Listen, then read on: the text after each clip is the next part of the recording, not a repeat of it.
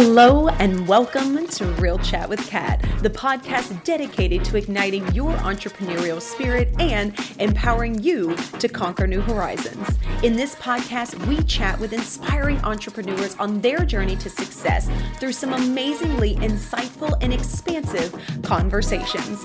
These episodes thrive on thought-provoking chats where our guests fearlessly explore their path to success, sharing their experiences, failures, and triumphs. No topic is off limits as we deep dive into the talked about and not so talked about pieces it takes to build a business, overcome limiting beliefs, deal with personal struggles, and everything in between that shapes our lives and our businesses. I'm your host, Kat Polsinelli, creator and founder at The Lotus Effect, where we believe that success is not just about strategies and tactics, it's about cultivating a powerful mindset and creating customized business operations that align with you and your true purpose. Whether it's mastering time management, improving productivity, enhancing leadership skills, or simply fostering a growth-oriented mindset, we'll provide you with the tools and strategies to flourish in both your business and personal life.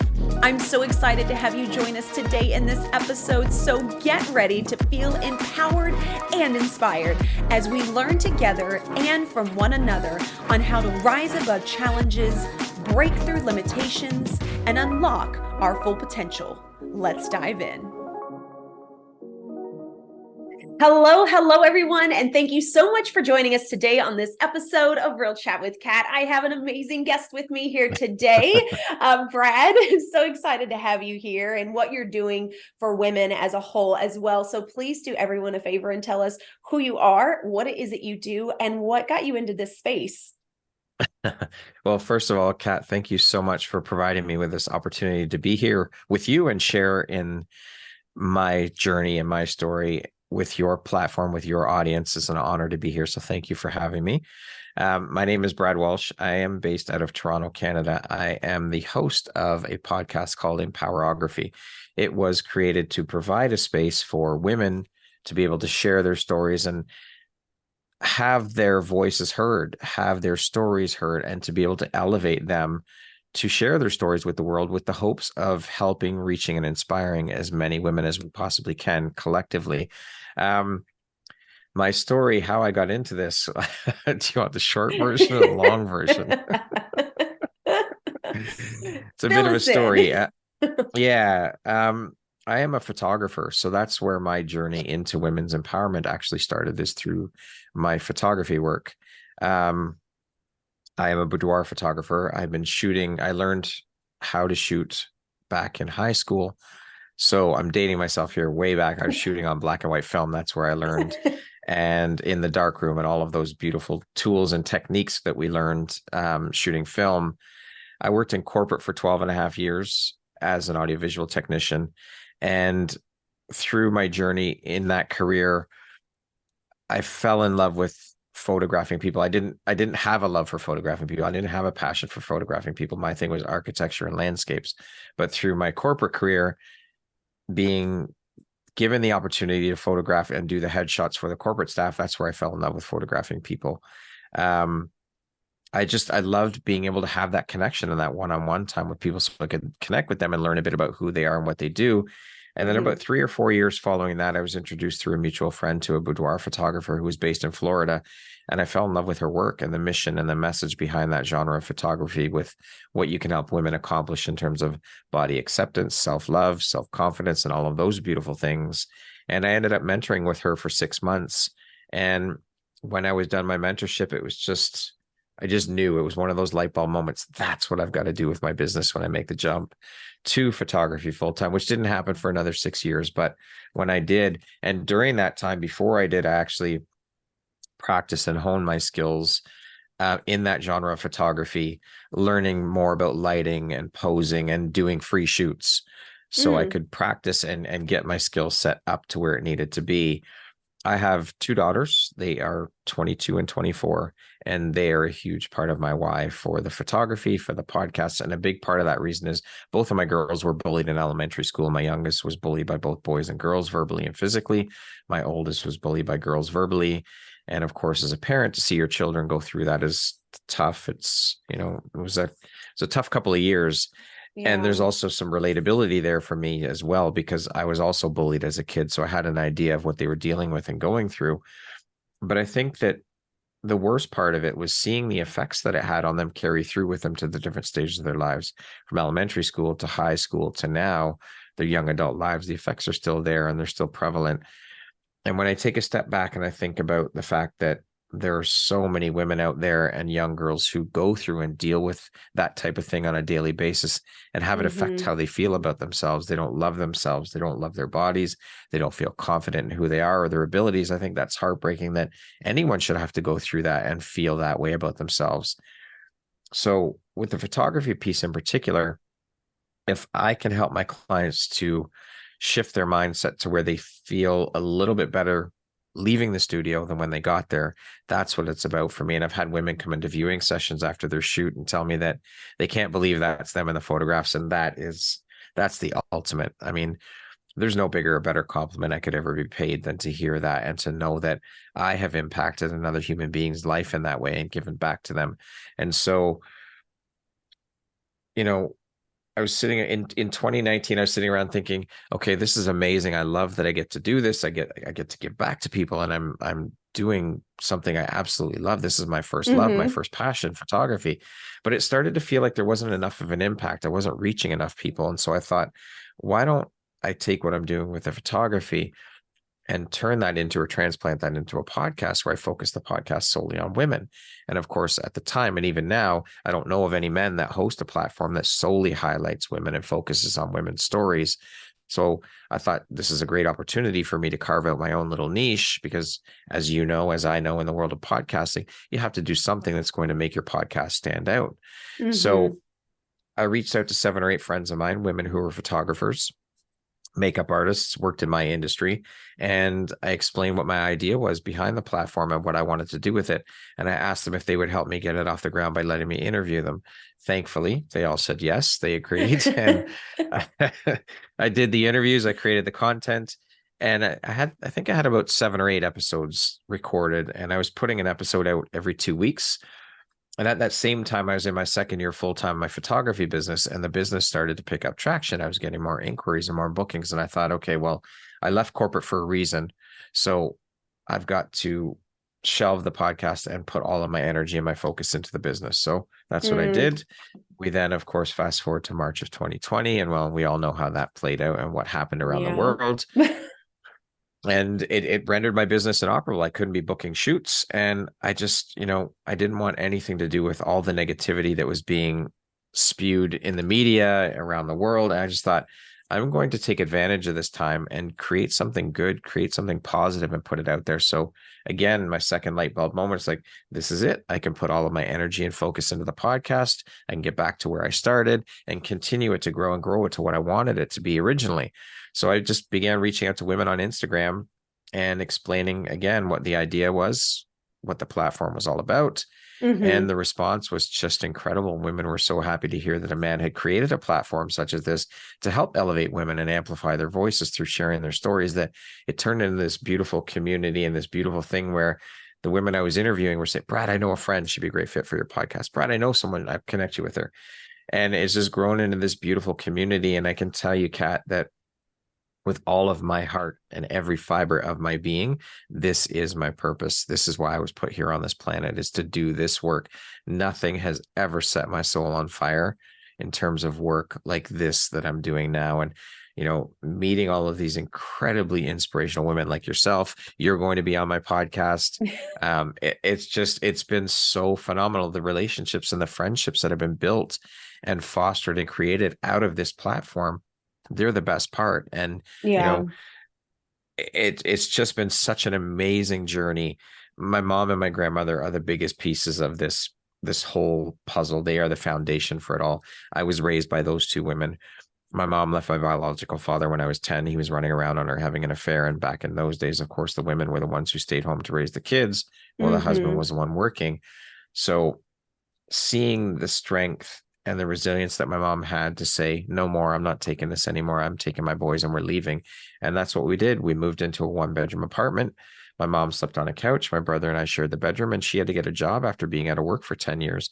And when she was at work, my grandmother would step in and help raise us. So for me, those two women are everything. They're my heart, my soul, and I wouldn't be the man I am today without them. So these two women, of course, along with my wife and my daughters, they are my why, these 5 women, because of all that they've done for me. And that's how I Mm-hmm. ended up here. Ah, and I love it so much. And it's such a beautiful story. And it's like a full circle moment as well, right? Because you did see what was going wrong with your mom. And then Yeah. you also saw the piece of bullying and how that affected your girls as well. And I think it's something that it's talked about, but it's not really, we're not really solving the issue because, Yeah. we talked about this before. My oldest one was bullied in school, and Yeah. he's always been a very strong, outspoken person, and still went through it. And especially for girls nowadays, like they are mean They beyond are. belief, like Yes, beyond absolutely. belief. And I don't And believe that we have created a solution yet for no, that, we which haven't. honestly I feel like comes back to parents as well, Yeah. and what they're paying attention and what they're not paying attention to, and what they Yeah. are and are not being involved in with their kids as well. But what is your take on that?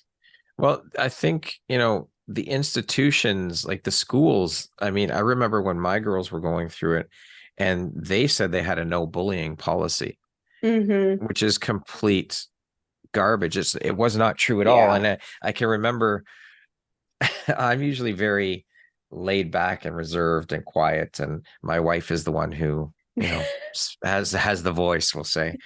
And when the girls were going through that, I remember going into the school and we requested a meeting with the principal, and we were talking about what was going on, and she started making excuses for particularly the boy that was physically assaulting my daughter, physically bullying my daughter. Well, he comes from a rough home, and I lost Mm. my shit. I saw red, and I flew off the handle, and I probably could have done it a little bit better and a little more professionally, but like don't tell me that you have a no bullying policy and then you're making excuses for this kid. That's not my problem that he has a rough home life. And sure, I feel bad for him, but that does not give him the right to put hands on a girl, hands on Yeah. anybody for that matter, but especially a boy putting hands on a girl. No, I don't put up with that. That's not going to happen. Mm-hmm. And so I lost it. And I remember my wife saying to me afterwards, she goes, who the hell was that? Where did that guy come from? What? That's not you. And I said, well, they're not helping the girls. They're not doing anything about the situation. And there needs to be Yeah. something done. Don't make excuses for the kid. That's not my problem that he has a rough home life. That does not give him the right to put hands on anybody just Mm-hmm. because he has a rough home life. And so the principal told my wife later, don't ever bring him back to another meeting. Well, that's how you officially get yourself kicked out of a school. Yeah, but I think it needs to start. It really does. It needs to start at home. We need to teach our kids, I think, instill values of confidence and self-confidence, and teach them the Mm-hmm. values of not being mean. Like, you have to be nice to people, be kind to people. It goes so Yeah. much further in life. And, you know, teaching our kids that they are valued, they are loved, they are capable of all of these things. I think if we start instilling values like that into our children from a very young age, that they are Mm-hmm. strong, they are capable, they are resilient, all of these things, they will just grow up not knowing any different. If we Yeah. keep instilling that in them and keep putting that into their heads, it goes the same way with the opposite. If you keep beating down someone, they're going to start to believe it. So keep Mm-hmm. instilling these positive values in our kids. They'll just inherently become that who we are teaching them to be through these positive affirmations and giving them these values and these strengths and implementing that into them. I think that's where it has to start at home. And then of course the Yeah. institutions, they've got to say what they're doing. They've got to back it up with proof. If you've got a zero tolerance policy for bullying, then you got to enforce it. And that's all there is to it. Hmm. Yeah, I've definitely seen that as a big failure in the institutions. And I would also say that teaching our kids is one thing, taking a look at Yeah. yourself and how you are being when your children are around is another thing that you Yes, need to look at. And I absolutely. don't think that a lot of us look at that either. And I know that for me, I had a really hard time with that as well, because I was raised in that environment of I am the parent, so you do what I say, and Yeah. kind of like that's it, right? And so I Yeah. raised my kids that way for a while, and especially during my abusive relationship and things like that, which did have a huge impact on them. But it wasn't until I started realizing negativity that I was portraying in front of them and started working on that is where the greater impact was on my kids. And I think that a lot of people don't know how to deal with their own shit. So we want to Yeah, tell you're our right. kids to be something different. And it's just like, You have to monkey model see, it. monkey do. Yeah, it's not Yes. going to happen. But I agree with you. I do believe that the institutions need to get involved as well, because they do make a lot of excuses. And I think a lot of it comes down to so many people coming out from so many angles that are attacking our teachers and our principals and our schools when they're Yeah. trying to do the best that they can with what little knowledge they have of what's going on at home. It was the same thing Yes. with my son. He literally was in a circle with like 4 or 5 guys that were shoving him back and forth and throwing him into lockers. They had cameras. And what they told me was, we can't determine who the kids are, and he doesn't actually know everybody's name, so therefore we can't do Oh, anything about it. come on. So it's like playing this neutral zone, Yeah. and it's affecting everyone on so many levels. And even my son for the longest time had a really hard time with authority because they never backed him up. He had a really hard Well, time with other understandably. men, right? Because there Hmm. was always an issue. And people, we don't think about that. But for us that have already been through it, especially for us that were like, you just like brush it off, deal with it, and like Yeah. going about your life, there's all these things that are coming up that I feel like is now coming out in society, but people don't know how to handle it. Yep. You're right. You're right. I mean, we have to, I think we have to talk about it. We have to have the conversations. We have to have the conversations with the people in the institutions, with other parents, with members of the Mm-hmm. community, and how to deal with these things. And you're right. I love that you said that we have to be mindful of our behavior in front of our children, because they're sponges. They see what we're doing and they act that out. They Yeah. enact those things that they see, right? So we have to be very mindful. And it's it's a practice what you preach. If you're telling your kids to behave a certain way, then you should probably behave the same way. But you're right. We were brought up that, I'm the parent, you're the kid, this is what it is, and that's it. So it's a matter of shifting the mindset and shifting the behavior around all of that. But those three pieces, I think, the institutions, our behavior, and instilling those values in our kids, those are the three key things that we have to focus on and work on. And then, of course, bring in the community bit where we start talking about it with people and bring awareness around it. Because, like you said, the teachers, some of them, they don't know what's going on at home. Right. Mm-hmm. So we have to start having the conversations, because I think that conversation is the catalyst for change. That's how we're going to start to change things, is to start talking. But if we don't talk about it, nobody knows about it.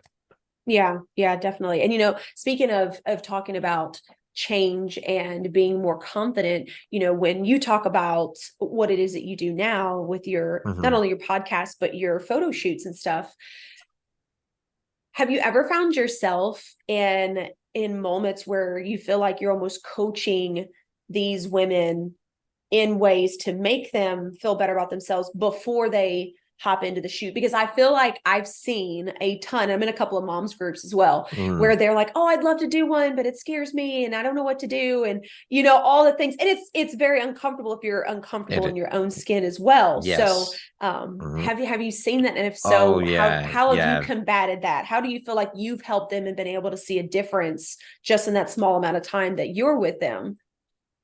The shoot is an incredible experience. I mean, I start to establish a level of comfortability and trust with my clients right from the point of contact via email or phone or whatever that is, and get into the conversation. And I start out with, I have a pre-shoot consultation questionnaire that Mm. I'll get on the phone or Zoom or whatever. And there's a list, there's some questions that I have. And one of the first things I ask them is, why are you doing this? Why do you want to do a shoot? And because I think it's important to figure out that why, because there's so many different reasons, right? People want to do it to celebrate. They've celebrate a birthday, celebrate a milestone, celebrate a divorce, even. I mean, Yep. there's all sorts of different things. Celebration is a big part of it. And then I think one of the next things is, or that ties in with that, sorry, because I've had a lot of women say that they're doing this for their husband, their wife, their partner, whatever it is. And that's great. But I stop them at that point and say, okay, I hear you and I understand that. But honestly, first and foremost, this should be for you. This is about celebrating you. It's not about celebrating your partner. Yes, you're getting these images and you can gift them to your partner, whatever you want to do. But to be honest, the images are only, they're a byproduct of the whole thing. It's about the experience. It's about stepping into who you truly are. And I get the opportunity to show you who you truly are through my lens. And I get to show you yourself in a light that you don't normally get to see yourself in. And that Mm-hmm. is incredible to witness that transformation. But it's just constantly, it's establishing that relationship, because yes, of course, it's very vulnerable. You're standing in front of a stranger Yeah. in your underwear and bra. Or I mean, this is another thing though with me. When we're doing the pre-shoot, I tell them that you don't have to wear lingerie in the shoot. That's totally up to you. You can wear whatever you want that makes you feel Hmm. beautiful, that makes you feel empowered. If that happens to be cut off jeans and a t-shirt, I don't care, because it's not about what you're wearing. It's about the inside. It's about you feeling good about yourself. It's about you feeling confident and me bringing that out in you in the shoot. That's what it's about. It's about having you step into your power, step into your confidence, step into your beauty, because everyone has that beauty within them and outside. But it starts in here, it starts inside. So all of my shit starts with a conversation and just talking about and talking through what they want out of the shoot. I have a Pinterest board that gives them tons of ideas for clothing to wear for the shoots. And I always also tell them that if you have any questions between now and our shoot date, reach out. I'm here to help you and support you and guide you in any way you can. And then when we get into the studio, it's all about making the environment fun. I want them to have fun. This has got to be a fun experience for you. Mm-hmm. And again, like I said, you're very vulnerable when you first walk in. And it's funny because to see the difference from when they first step into the studio and when we're finishing up the shoot is just incredible to see that transformation. And by the end of the shoot, so many women have said to me, okay, I'll say, well, okay, well, we're done. We've got enough images. We're good to go. That's a wrap. We're finished. Oh, I was just really getting into this. I was really loving this. And that's what I love to see and to hear. And, I want to make sure that my clients feel incredibly comfortable throughout the process. So another thing that I do that I know that all photographers don't do during a shoot is I'm constantly showing them the back of the camera. I'm encouraging them during the shoot to say, hey, look at Mm. this. Look what we're capturing here. You look amazing. You're doing amazing. You're doing it. Because I've heard of other photographers or other women who have done shoots with other photographers, and they'll say to them, they won't talk to them throughout the shoot. They won't show them the back of the camera Oh, because they don't wow. want to show them unedited images and all of these things. But your client needs to know that they're doing this right. They need to know Yeah. that they're you're capturing something good. So I'm constantly talking about, and again, joking around and having fun and keeping the atmosphere loose and light. And I've got my makeup artist there with me at all times. She's there to help and support and touch ups and all of these different things. So it's all about constantly enforcing that they're doing a good job and that they look amazing and all of these things, and showing them the images that we're capturing. And that just helps to build that confidence. And you can see it. You can see that throughout the shoot how it progresses. You can see the confidence, you could see the air of confidence, and it's just incredible to witness and to be part of. It's amazing. It truly is. I Oh, believe that every single woman on this planet should do a boudoir shoot at least once in their lives, whether it's with a male photographer, it doesn't matter. Experience it once. You have to. It's just incredible. Well, and I love the fact that you, like you said, you are, as you're going through it, you're showing them what it looks like unedited Yeah. so that they can be confident in who they are instead of hoping that a photo that's going to be fixed is going to make them feel better about themselves. When in Yeah. reality, our brains already know, like, okay, that's not really what I look like. Like, I'm not that, clean toned. Like, there's some Hmm. splotches. Like, and I feel that sometimes that can create a disconnect, and while you Yeah. want to feel good about it even afterwards, it's hard to, because then you pick apart the pieces that are really you, and you can Yeah. sit there and say, okay, well, but that's not really how that looks. And usually when I sit this way, like, this is what you normally see. I can see that people could get in their head really, really quickly, right? Even Yeah. after Oh, yeah. the shoot. Yes, So for sure. the Another thing that positive I do let, affirmations. Go ahead. yeah. Sorry, I didn't mean to interrupt, Kat, but another No. thing that I do, and I do tell them up front, is I'm very, very light-handed with editing. I don't believe in over editing. I don't believe in, I tell them I'll remove stray hairs and I'll remove blemishes. But other than that, I don't do much editing. Of course, the overall contrast, brightness, colors, all of that stuff, Mm-hmm. yes, absolutely. But as far as the individual, no, because I don't believe in altering. Why would I alter who you are? This is who you are. I want you to look at these images and be able, as you just said, there's a disconnect, right? Because you see Yeah. the images in magazines, they're airbrushed, right? It's completely different. You can look at someone in real life and look at those, and they're completely different. I don't want my Mm-hmm. client to feel that way. I want my client to look at those images and say, yeah, that's me. That's who I truly am. And that's what it's about, is showing these women themselves in a light that they don't normally get to see themselves in, and they get to Mm-hmm. see their true beauty. And I think it's a really great way to reflect the photo version of you to the real version of you, to Yeah. where you can look Hmm. at it and be proud of it. And I think it's Yes. interesting as well, especially, with all the positive affirmations and all of the confidence that you're constantly telling them and giving to Hmm. them. You're right. It does help boost.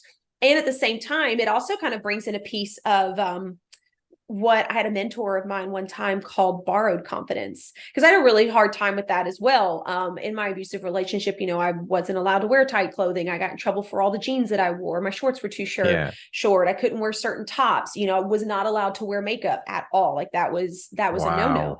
So coming out of that situation and trying to figure out like where I'm comfortable, but being very aware of all the judging pieces that I thought people were Yeah. judging of me. I had a really hard time with that, Hmm. even with my husband and I, when we got together. And I had spoke with a mentor about that at the time. And that's what she said. She said, if you want to feel better about yourself, if you truly love the person that you're with, borrow their confidence. Ask them how they Mm. feel about you when you put certain things on, when you wear certain things, and use I that like that. confidence to build yourself up. So I love Yeah. that you essentially create this borrowed confidence that they get to Hmm. take and then pull out into the shoot as well as part of it. Well, it's important to encourage the clients while they're doing this. Again, because they're incredibly vulnerable. You're standing in front of a stranger, basically, in whatever it is you're wearing, and you don't know how to. Most of my clients don't know how to pose. They don't know Mm-hmm. anything about it. So it's up to me. That's my job, to help you to create these images where you look incredible. That's my job. So I'm failing you if I don't do that. If I'm not consistently boosting you and sharing with you what we're capturing. And I when you do that, it just enhances the experience for them. And then when they see the beautiful images that we're creating, it gives them more of a boost. You could, like I said, you can see the air of confidence about them shift. It is one of the most incredible things to witness in person. It is so amazing to see that transformation. I love that. Now, I would love to know, based Mhm. on, what you've told me and everything, how many times do you feel like you have a good amount of repeated clients? Or is this normally like a one-time thing? Most people try it out and kind of go on I about haven't their had any way. repeat clients, but I do know friends that are photographers that they have multiple repeat clients. I haven't had any. It's more like a one and done situation, and they're on their way. They talk about maybe wanting to do another one, but it Mm-hmm. hasn't come through. But that's okay. I mean, I did my job. I want them to feel confident in who they are and feel beautiful and all of the things, and empowered and sexy and all of that. And that's what it's about for me, is giving that gift to them. And then they have those images to look back on. That's a keepsake. Like I said, for me, it's about the experience that I'm providing for them. And the images are just a byproduct. They have that to look back on 10 years down the road, to look back at those images like, wow, I was beautiful. Look at I mean, I am beautiful, but look at how I was 10 years ago. Look at these images from my shoot. That's a gift. Yeah. It's an incredible thing to be able to give someone. Yeah. I love that. And that makes a lot of sense, right? Because it's like, okay, I did it. I braved it. I stepped out of it. Yeah. Oh, I made it through it. Yeah. I did the Yes. same thing with so I had my first, branding style photo shoot I guess about a year and a half ago. And I remember like standing in front of my closet going, I don't know what the hell I'm gonna wear. Like, and I have all these great clothes, right? And I was just standing. Yeah. My husband was like, "What are you doing?" I was like, "I don't know. I don't know what I look good in. I don't know what's."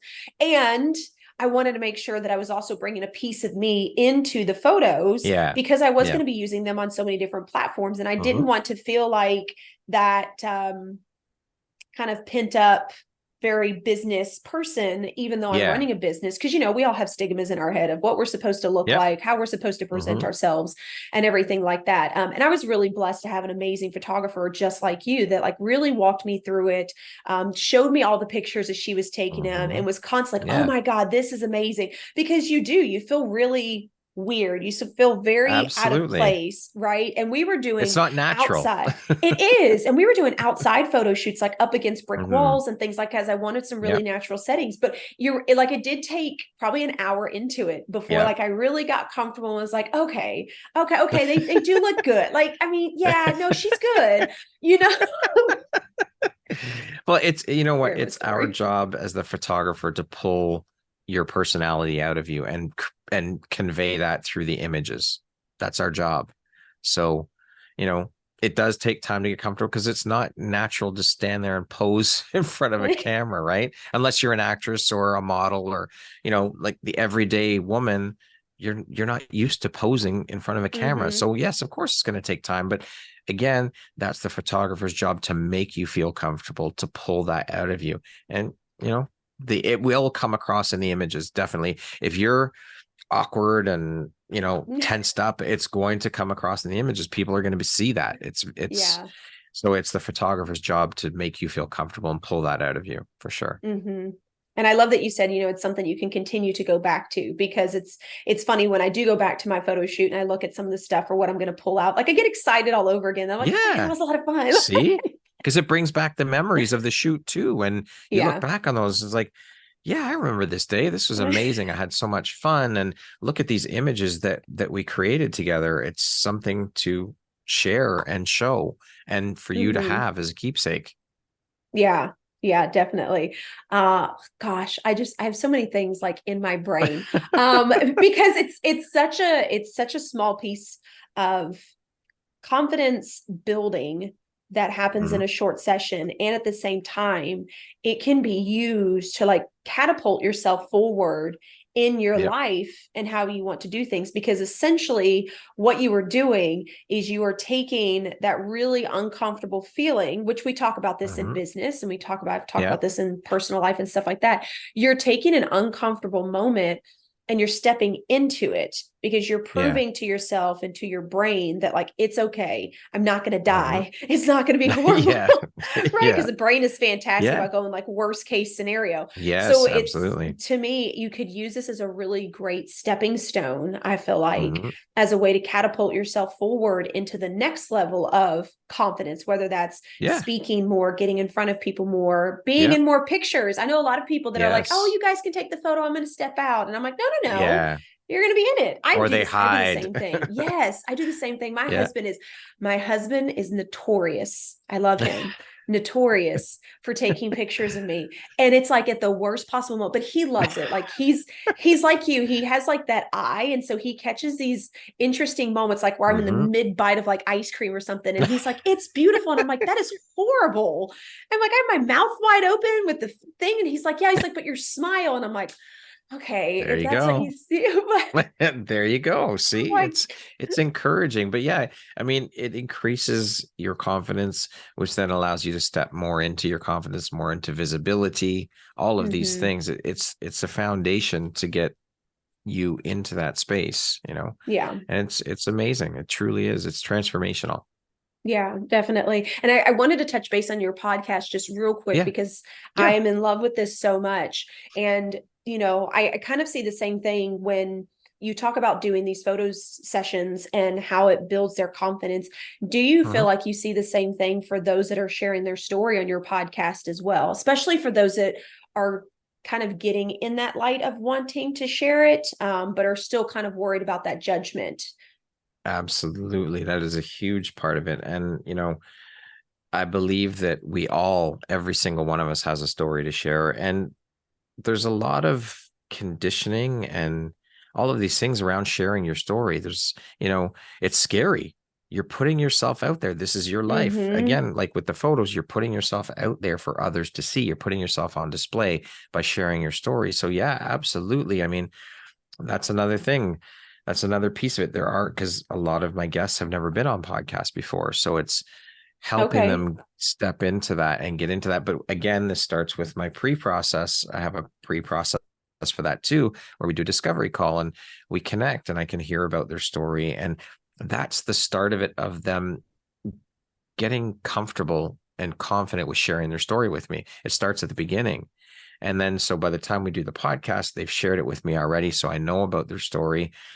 And again, it's another thing where I'm constantly, if you need to talk, if you've got questions, reach out to me. It's creating that safe space, because as a podcast host, and this, Kat, you have to create a safe space for your guests to feel comfortable sharing. It's Yeah. vulnerability. They're putting themselves out there. They're sharing their stories. I've had women tell me that they've shared things with me that they've never shared with anyone else. So it's being able to foster and create that space for them to feel comfortable enough to step into that vulnerability and share their stories, because it is scary as hell. I mean, writers too, same thing, right? You're writing your story, you're putting it out there for the world. So Yeah.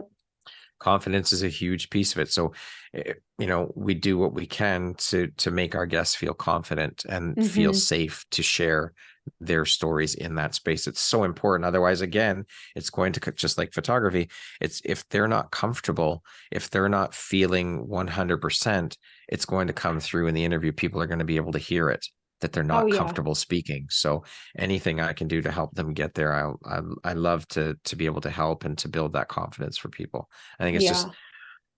it's just part of who I am through the photography and the podcast. And it's our job to create that safe space for our guests to feel comfortable hmm enough to share.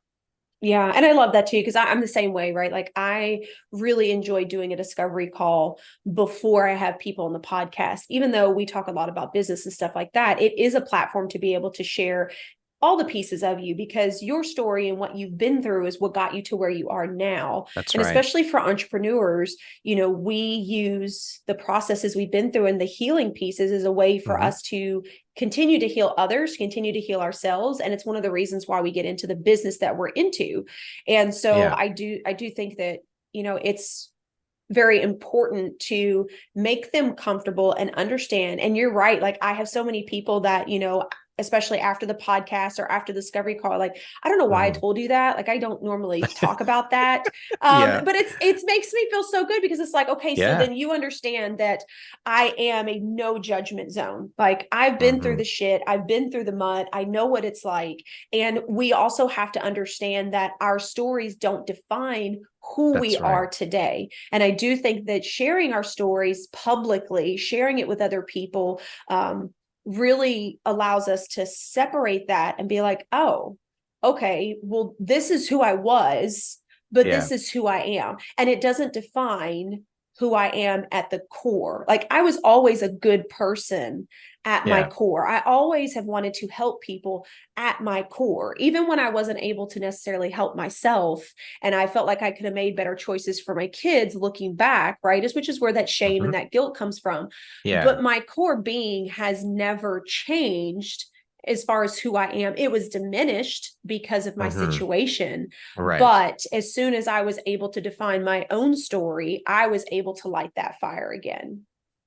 There you go. And that's it, right? It's all about creating that safe space and holding space so that they feel comfortable enough to share. And I think also when other guests when they've listened to previous episodes of other women who have shared, with mine in particular, who have shared their stories, it gives them permission to say, okay, well, so-and-so shared their story. Kat shared their story on Brad's podcast. So I can do this too. If Kat can do it, I can step into that and do it as well.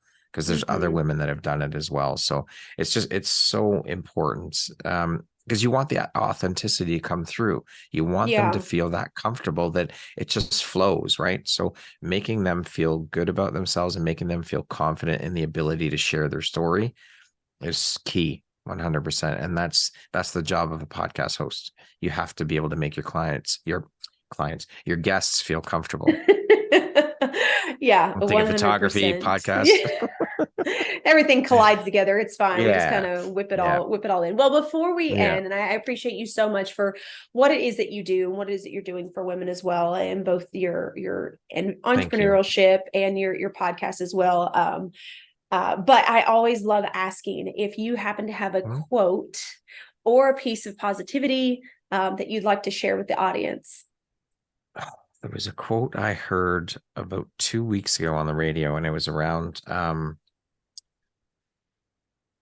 overthinking.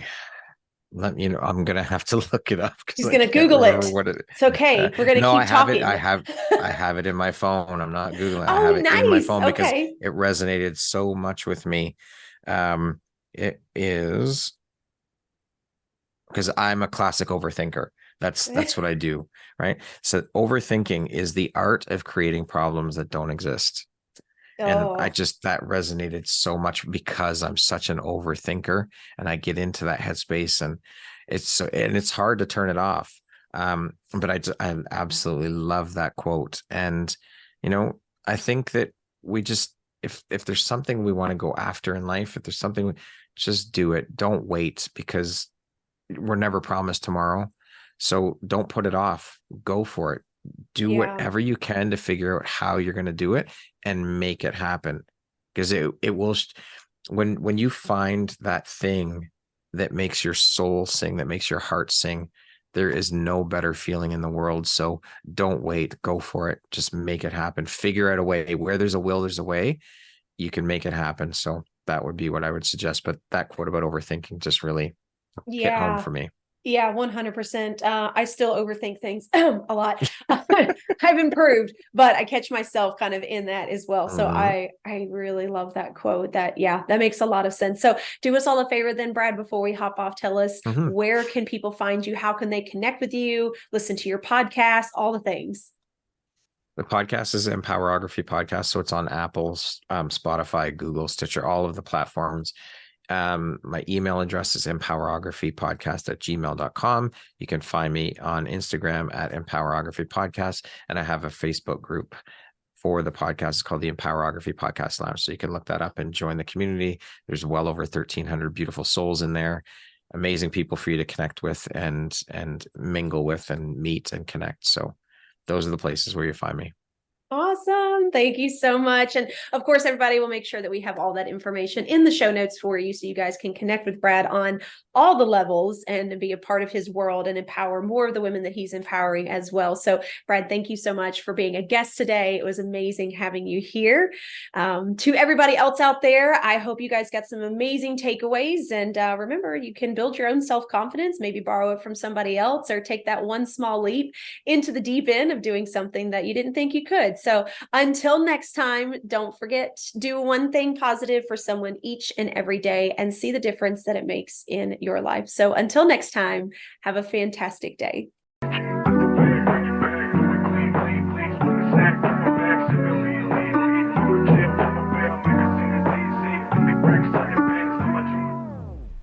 Hello again, and thank you so much for being a part of the podcast today.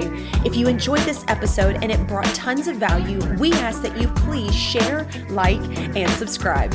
Your support means the world to us and helps us to reach even more inspiring entrepreneurs who can benefit from these powerful conversations. If you haven't already, be sure to leave a review on your favorite podcast platform, as this feedback is an amazing gift that fuels our growth and helps us to continually improve this podcast.